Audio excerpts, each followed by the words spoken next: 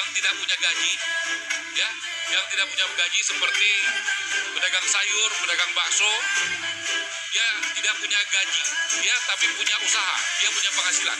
Kita siapkan paling tidak sekitar 25.000 unit di Jawa Barat, Jawa Tengah, Sulawesi Selatan, Sumatera Selatan, Kalimantan Selatan, Nusa Tenggara Barat, dan masih banyak lagi daerah lainnya.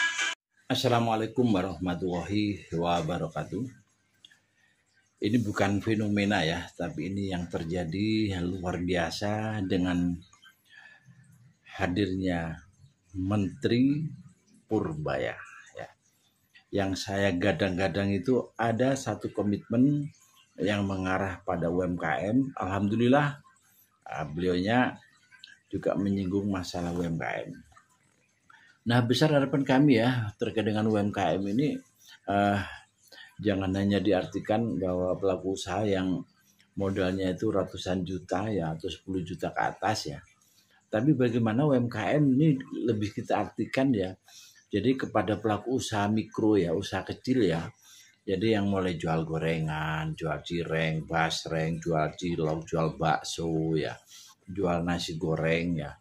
Nah, harapan saya ini bisa tersentuh ya. Soalnya apa? Selama ini yang nggak pernah tersentuh. Makanya di saat Menteri Purbaya ini ada komitmennya kaitannya dengan menghidupkan UMKM. Nah, besar harapan kami ya, apa yang selama ini kami perjuangkan ya, kemerdekaan itu harus bisa menyentuh sampai masyarakat paling bawah ya.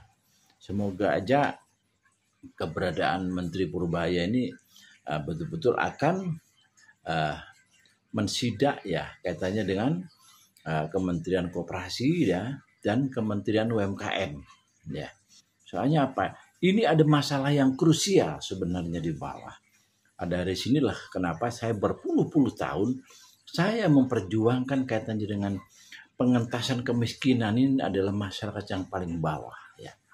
Saya selalu bertanya kepada penjual gorengan ya, yang menjual gorengan, yang menjual nasi goreng ya, atau pangsit atau cilok segala macam, ini tidak tersentuh. Disitulah besar harapan kami ya. Kami sebagai kepala desa impian Desa Sayati ya, saya akan menggulirkan 100 juta per RW. Itu maksud saya apa? Maksud saya agar bisa betul-betul menyentuh masyarakat paling bawah ya. Jadi bagaimana masyarakat yang paling bawah tadi dengan program 1 RW, 1 channel YouTube, 1 RT, 1 outlet UMKM ya. Bagaimana terkait dengan keberadaan Koperasi Desa Merah Putih tadi harus bisa ya. Jadi gampangannya pengelola koperasi ini harus bisa menjadi manajernya pelaku UMKM yang di bawah ini ya. Jadi bagaimana kita juga harus punya punya trik ya, punya teknik ya, atau mensimulasikan ya bagaimana rasionya masyarakat yang paling bawah ini tersentuh ya. Banyak kasus di bawah ini yang menjadi sebuah problem ya, kaitannya dengan misalkan pinjam bank detail, istilah di Malang, kalau di sini misalkan ada bank emok ya dan lain sebagainya. Ini yang kondisi real ya. Banyak zona-zona merah ya di Republik ini terkait dengan bank detail atau bank emok ini. Nah, dari sinilah besar harapan kami ya. Bagaimana Menteri Purbaya tadi mempressure ya dua kementerian ini agar betul-betul bisa action ya. Jadi betul-betul bisa mensolusikan permasalahan yang di bawah ya. Saya pastikan hari ini ya, desa atau kelurahan ya terkait dengan Koperasi Desa Merah Putih tadi ada rasa malas untuk membahas ini ya. Saya katakan malas ya untuk membahas masalah ini karena apa? Jadi dari pemerintah juga sudah ada gambaran keputusasaan. Nah, salah satu contoh ya. Bagaimana terkait dengan anggaran ya atau plafon anggaran yang disiapkan untuk koperasi daerah Desa Merah Putih tadi ya, kalau misalkan ada bermasalahan ya, ada masalah, jaminannya adalah anggaran ADD. Nah dari sini otomatis desa lurah males ya, soalnya apa?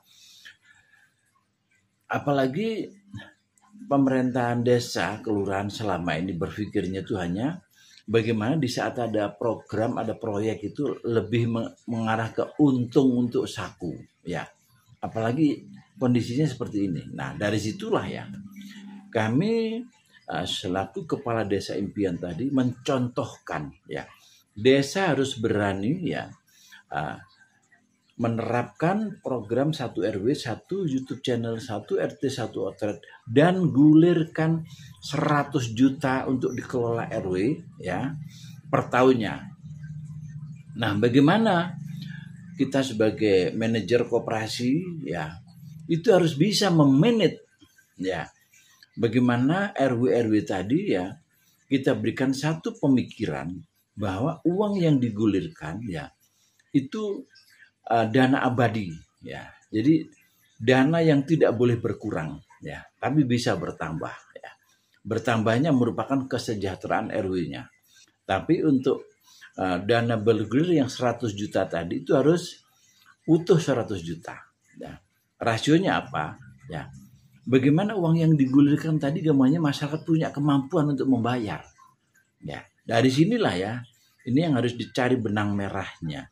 Ya, di saat misalkan tahun pertama 100 juta tadi bergulir dengan baik, tahun berikutnya kita kucurkan lagi 100 juta. Ya, katakanlah misalkan dalam masa pemerintahan desa misalkan selama 8 tahun misalnya ya. Itu ada berapa juta ya? Hampir 8 juta. 100 juta per tahun, 800 juta, hampir 1 M ya, 1 RW ya.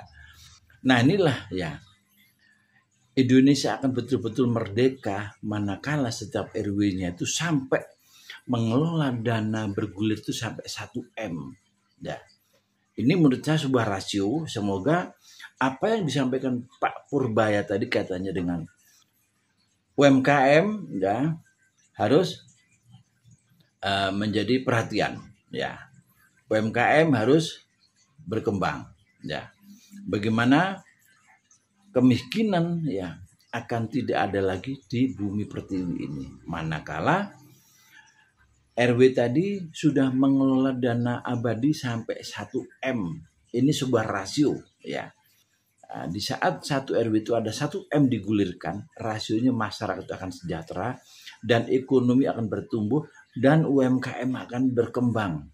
Ya, semoga aja dengan pernyataan-pernyataan saya ini, kalau misalkan ada dari pihak kementerian atau dari pihak desa atau dari pihak manapun perlu kejelasan, saya siap hadir untuk menjelaskan tentang bagaimana merasiokan merubah mindset ya.